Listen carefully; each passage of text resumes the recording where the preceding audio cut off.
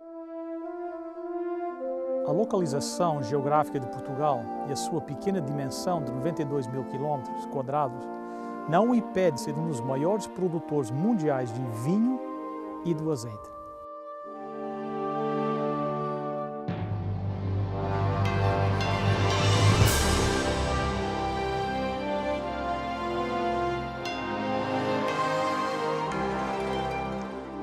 Venceu a prova do tempo. O livro de Deus, a Bíblia, ainda relevante neste mundo complexo. Está escrito Canadá, partilhando mensagens de esperança ao redor do mundo.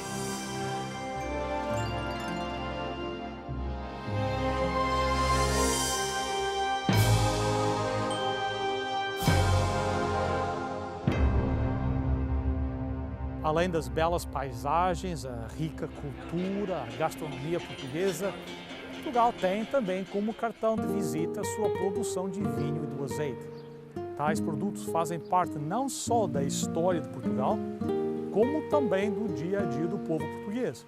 O vinho e o azeite foram os primeiros produtos a serem exportados por Portugal, tendo o seu registro de exportação datado antes mesmo da fundação do Reino Português, em 1140. Algum tempo atrás, a população, em sua grande maioria, vivia no campo. A produção de produtos agrícolas, como o vinho e o azeite, eram essenciais para a saúde econômica do país e para a sobrevivência das famílias rurais. Há relatos na história onde a falta de vinho e o azeite produziram um grande impacto na sociedade. Um desses incidentes ocorreu no século XIX. Foi conhecido como o período negro do vinho, a praga da Filoxera, que apareceu inicialmente na região do Douro em 1865, rapidamente se espalhou por todo o país, devastando a maior parte das regiões do vinho. O que fazer quando um desastre como esse acontece? Aonde buscar auxílio quando tudo que você julga ser certo e seguro não mais existe? O profeta bíblico Abacuque se deparou com tal situação. As circunstâncias da vida o levaram a pensar que ele não iria sobreviver. Porém, ele encontrou a saída. Vamos agora para a bela Igreja Adventista Central de Lisboa para acompanharmos a segunda parte da mensagem Espectador ou Interveniente. E assim aprenderemos como o Abacuque, o que ele fez diante das tempestades da vida. Naquele momento, Abacuque está se afundando. Ele está sobre aquelas areias. Como é que é aquelas areias? Nós chamamos quicksand. Areia movediça. Ele está na areia movediça, ele está se afundando. Aquele dilema, aquele problema está causando que ele se afunde. Ele está desesperadamente tentando encontrar uma rocha, algo onde ele pode se firmar. E onde é que ele vai se firmar? Naquilo que ele conhece a respeito do caráter de Deus. E o que Deus é? Ele diz: Deus, Tu és eterno. Tu és eterno. E como um Deus eterno, o Senhor já viu esse problema. O Senhor sabia que esta situação vinha. E embora eu não entendo exatamente como esta situação se encaixa dentro do teu plano para a minha vida, tu deves saber como se encaixa. Porque tu és o quê? Eterno. Tu exististe antes desse problema iniciar, tu vais existir depois desse problema terminar, tu és o Deus eterno. Deus, tu és maior do que esta situação. Tu és maior do que este problema. Isso aqui é apenas algo insignificante. Na extensão da eternidade, Tu és um Deus eterno. Vocês veem o que ele está fazendo? Ele está começando a reafirmar tudo o que ele acredita a respeito de Deus. E nessa teologia é que ele encontra a rocha onde ele pode se firmar. E nessa rocha é que vai evitar que ele afunde mais naquela areia. Deus, ele diz, Tu és eterno. Ele continua. Ok, Senhor meu Deus. Aqui, no original, ele usa o termo o soberano. Então ele reflete e diz: Deus, tu não somente és um Deus eterno, um Deus que sempre existiu, tu és o soberano. Tu tens controle de tudo, nada acontece neste mundo que vai além do teu controle. Tu és o Adonai, tu és onipotente, tu estás encarregado de tudo, tudo está debaixo do teu controle. Ele continua, ó meu santo. O que ele significa? O que ele quer dizer com isso? Deus é santo, Deus é perfeito, Deus não erra. Ele não erra. Então Deus, tu és um Deus santo. Se o Senhor deixou que esta situação ocorresse na minha vida, não é um erro, porque tu és o quê? És um Deus santo. Esta situação tem que ela se encaixa dentro da tua perfeição. Ele continua, ó Senhor, para executar juízo, puseste aquele povo, tu o quê? Rocha. Ele encontrou a rocha, o fundaste para servir de disciplina. Abacuque aqui está reafirmando tudo que ele conhece a respeito de Deus. Ele diz, Deus, tu és eterno. Deus, tu és soberano. Deus, tu és perfeito e és santo. E nesse conhecimento do caráter de Deus, daquilo que Deus é, lá ele encontra a sua rocha. E é interessante, nós não temos tempo nessa noite para ler todos os versículos, são apenas 3 capítulos. Nós não temos tempo nesta noite para ler tudo. Mas ao ler pelo menos o capítulo 1 e depois até o verso 4, capítulo 2, você percebe algo muito interessante. A situação de Abacuque não mudou, mas Abacuque se sente bem melhor. E ele faz um resumo a tudo no capítulo 2, no verso 4, onde apresenta essas palavras, mas o justo viverá pela quê? Fé. O justo viverá pela quê? Fé. Amigos, essa é uma das declarações mais importantes na Bíblia. É repetida pelo menos 3 vezes no Novo Testamento, Romanos 1,17, como está escrito, o justo viverá pela quê? Fé. Gálatas 3,11, porque o justo viverá pela quê?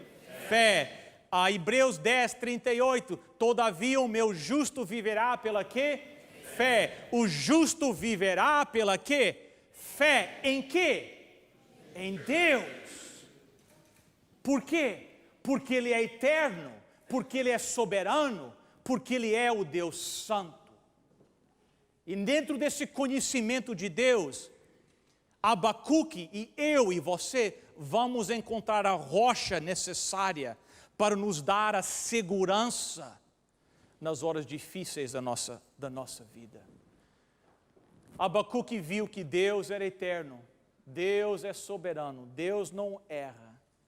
Ele sabia que Deus é encarregado de todas as coisas, que Deus é um Deus fiel, e Deus não ia abandonar as promessas que Ele tinha feito ao seu povo. E as suas circunstâncias não mudaram, as circunstâncias continuam exatamente do jeito que estavam, mas Abacuque se sente melhor, ele se sente em paz. Ele recebeu o que a Bíblia diz, chama de sucesso e prosperou em sua vida espiritual, sabendo que Deus está ao controle de tudo. E veja a maneira que ele termina o livro. Para mim, eu acho que isso são alguns dos versículos mais bonitos em toda a Bíblia. Capítulo 3, verso 17.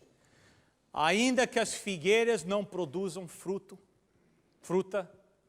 e as parreiras não deem uvas, ainda que não haja azeitonas para apanhar, nem trigo para colher, ainda que não haja mais ovelhas nos campos, nem gados nos currais, o povo aquilo era um povo agrícola, então estas frases tinham um significativo muito importante para aquele povo. Ele falou da figueira.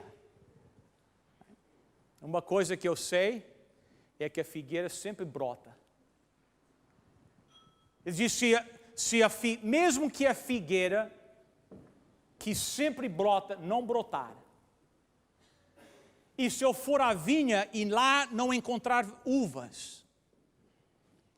E se, como é que se diz, as oliveiras não derem as azeitonas. Uma coisa que nós portugueses conhecemos são azeitonas, né? Pastor Douglas esteve no Jardim do Getsemane, alguns meses atrás. E eles dizem que no Jardim do Getsemane hoje tem oliveiras lá, que eram apenas pequenas árvores. Em inglês nós chamamos saplings, não sei como é que chama, eram pequenas oliveiras que estão lá até hoje. 2000 anos. Dando azeitonas. Mas Abacuque diz, mesmo que a oliveira não desse nenhuma azeitona, e você fosse ao campo e lá não encontrasse nenhum animal, nenhuma ovelha, nenhuma vaca, nada.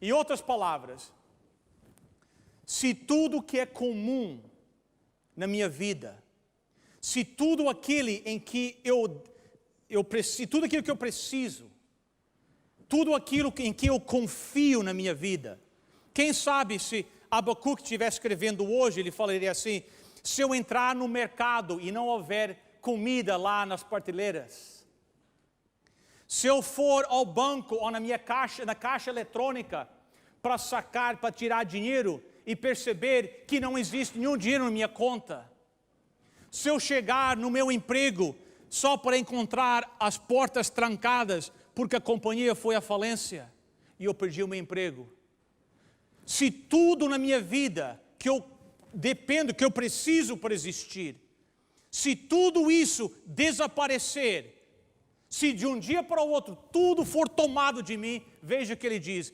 mesmo assim darei o quê? Graças ao Senhor e louvarei a Deus o meu quê? Salvador. O Senhor é a minha quê? Força. Ele torna o meu caminho, o meu caminhar firme, como o de uma corça, e leva-me para as montanhas, onde estarei seguro. A Bíblia diz aqui, são lindos esses versículos, não são? Mesmo que tudo na minha vida, tudo comum, tudo que é necessário na minha vida, desapareça, ele diz, mesmo assim, eu darei graças a meu Deus. E depois ele apresenta uma promessa bíblica. Ele diz, Deus vai fazer os seus pés como os pés de um bode, como é que se chama? Um carneiro? Um bode? Não sei se vocês alguma vez visitaram o Canadá ou assistiram no Canadá, nas montanhas rochosas do Canadá, lá no oeste. Você vê aqueles carneiros, né? Pulando naquelas alturas, naquelas beiradas, atravessando aquelas beiradas estreitinhas de pedra, aquele precipício indo para baixo, com toda a confiança. E Abacuque diz que Deus vai fazer os meus pés e os teus pés como os pés de um bode. Que nós podemos caminhar com segurança pelos precipícios da nossa vida. Você pode caminhar com toda a segurança e pode enfrentar todas as dificuldades na vida, porque a promessa bíblica é que os teus pés serão pés seguros. Você terá segurança. Você quer ter esse tipo de segurança em sua vida? Você quer ter esse tipo de fé? A força que dá para enfrentar todas as situações. Como é que você alcança isso? É conhecer que Deus é um Deus eterno. É vir a conhecer que Deus é um Deus soberano. Que Deus é um Deus santo e não comete erros. Alguém uma vez disse para mim, não sei se na tradução vai sair do mesmo jeito, alguém disse, uma Bíblia que está caindo aos pedaços costuma pertencer a alguém que não está. Vocês entenderam? Nós dizemos em inglês, a Bible that is falling apart generally belongs to someone who isn't. Uma Bíblia que está caindo aos pedaços costuma pertencer a alguém que não está caindo aos pedaços. Por quê? Porque eles encontram a confiança e a fé em Deus. Deus pode te dar a segurança para enfrentar as dificuldades.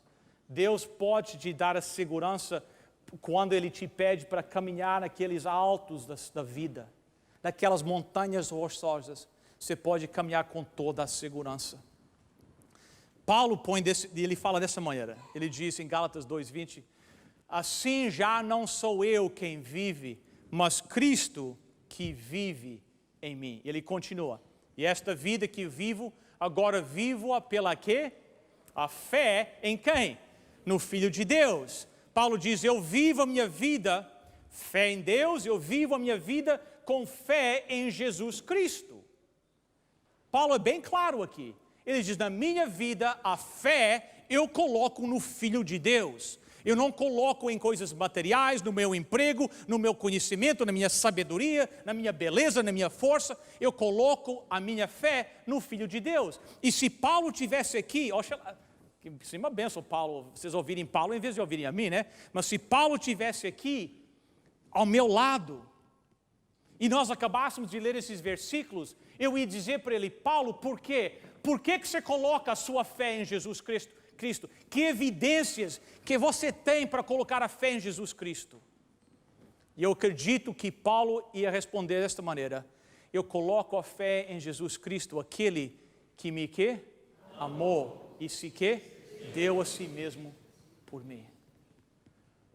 Paulo disse, eu tenho a certeza, se Paulo estivesse aqui ao meu lado, e eu virasse para ele e disse, Paulo, por que ter fé em Jesus Cristo? Fala para esse povo assistindo aqui, por que ter fé em Jesus Cristo? Ele diz, coloque a sua fé em Jesus com toda a confiança, porque Jesus te amou ao ponto que lhe deu a sua própria vida por você. Irmãos, eu sou um homem simples. Eu não conheço muitas coisas, vou ser sincero. Vocês já perceberam que o português é meio enrolado, né? Mas uma coisa eu sei. Você pode colocar a sua fé numa pessoa que está disposta a morrer por você. Isso eu sei. Você pode fazer perguntas de engenharia, química, eu não sei. Mas uma coisa eu sei. Jesus Cristo morreu por mim. E morreu por você. Mesmo me conhecendo. Imagine. Mesmo sabendo quem eu sou. Jesus disse, eu estou disposto a morrer por ele. E em troca, ele apenas pede que eu coloque a minha fé nele. Alguém que está disposto a dar a sua vida por você, você pode colocar a sua fé. Romanos 5:8 diz, mas Deus mostrou-nos quanto nos ama. Cristo morreu por nós quando ainda vivíamos aonde? No pecado. Eu vivo pela fé em meu Deus. Eu vou ser sincero, irmãos. Se eu não tivesse fé em Deus, eu não sei se eu teria a coragem para enfrentar a vida pela frente aí. Hoje, esses dias agora em Lisboa, né, os líderes mundiais estiveram reunidos aqui, discutindo o futuro, segurança, Afeganistão, etc. Mas, irmãos, os problemas são sérios. São muito sérios.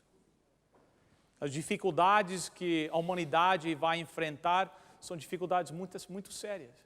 Os meus vizinhos me perguntam, mas você não tem ansiedade? Você não tem estresse? Bem, não vou dizer que não tem nenhum estresse, tem algum estresse, mas eu não tenho assim uma ansiedade, o que é que vai acontecer no mundo. Por quê? Porque eu tenho fé em Deus. Que Deus? O Deus eterno. o Deus soberano, o Deus santo. Eu coloco a minha fé nele. Nada existe neste mundo que está fora do controle de Deus. O Obama pode falar o que quiser, mas Deus é que está em controle, não o Obama. Com todo respeito ao presidente americano. Eu coloquei minha fé em alguém que se dedicou pessoalmente a mim, ao ponto de morrer numa cruz por mim. Eu peço que você faça a mesma coisa. Eu peço que você tome a mesma decisão. Você vai dizer, mas eu não conheço a Jesus da maneira que você conhece. Então, venha nos acompanhar nas próximas 7 noites. Isso vai ser uma oportunidade para você começar a conhecer este Deus eterno, este Deus soberano, este Deus santo. A Bíblia diz que Jesus é o meu pastor. Ele é o teu pastor. A Bíblia diz que Jesus é mais chegado que um irmão. É difícil um irmão abandonar outro irmão, mas acontece, mas a Bíblia diz que Jesus nunca te abandonará. Não existe nada que você pode fazer para que Jesus disse, ele não me interessa mais. Ela, eu não me interesso mais. Não importa nesta noite. Mesmo que alguém te diga o contrário, acredite naquilo que eu vou te dizer agora. Não existe nada que você já fez no teu passado, nada, que Deus não pode perdoar. Não existe nada que você fez no seu passado que sirva de um obstáculo para vir a Jesus e entregar a sua vida por completo a Ele. Ele é a única resposta. Eu tenho fé nele. E você nessa noite, tem fé nele? Você confia no bom pastor Jesus Cristo? Você está disposto a ser caminhado pelo pastor Jesus? Você está disposto nesta noite de vir perante ele? Ele é a única resposta para a nossa vida. O cristão, o filho de Deus, ele vive a vida diferente do que os outros. A Bíblia nos diz o seguinte, 2 Coríntios 5:7, porque vivemos pela quê? Fé. E não pelo que vemos. Nós não avaliamos a fé, a vida, pelaquilo que nós vimos e por aquilo que nós sentimos. Um filho de Deus vive pela fé. Coloque a sua fé, a sua confiança naquele Deus soberano, aquele Deus eterno, aquele Deus gracioso, amoroso, sábio, todo-poderoso. E em seu Filho Jesus Cristo, que prometeu me salvar para a eternidade. Eu oro que essa atitude seja a atitude base do resto da sua vida. Ore comigo agora. Nosso Deus e nosso Pai, nós te agradecemos estes momentos que passamos na Tua Palavra. Querido Pai, eu peço para cada um que me ouviu nesta noite, querido Pai, que eles possam olhar as suas próprias vidas, fazer uma análise, uma avaliação da sua própria vida, ver aonde eles têm colocado a sua confiança e aqueles que ainda não colocaram a confiança por completo em Ti, que eles possam fazer agora. Tu és o Deus eterno, Tu és o Deus soberano, o Deus santo, o Deus salvador. E nós te agradecemos e te damos graças nesta noite. Pedimos, querido Pai, aos teus filhos agora saírem deste local, dos vários auditórios ao redor do mundo que estão nos assistindo. Pedimos a companhia dos teus anjos. Pedimos uma boa noite de descanso. E se for da tua santa vontade, Deus, Permite-nos a oportunidade de mais uma vez nos reunirmos amanhã à noite, onde mais uma vez vamos ter o privilégio de contemplar a Tua bondade. Em nome e por amor de Jesus. Amém. Foi um grande privilégio para mim conduzir esta série de palestras em Portugal. Foi realmente um presente passar alguns dias na terra dos meus pais, poder compartilhar a palavra de Deus com os meus patrícios e com você é um tesouro que não tem preço. Eu espero que você esteja apreciando a série Contagem Decrescente para a Vida. Gostaria de convidar você também para visitar o nosso website, estaescrito.ca. Lá você pode assistir os nossos programas, fazer um pedido de oração e até mesmo fazer a sua doação para o nosso ministério. Não se esqueça de nos visitar no Facebook. Bem, daqui dos montes da terra do meu avô é tudo para hoje. Até o próximo programa. Lembre-se, está escrito: nem só de pão viverá o homem, mas de toda a palavra que procede da boca de Deus.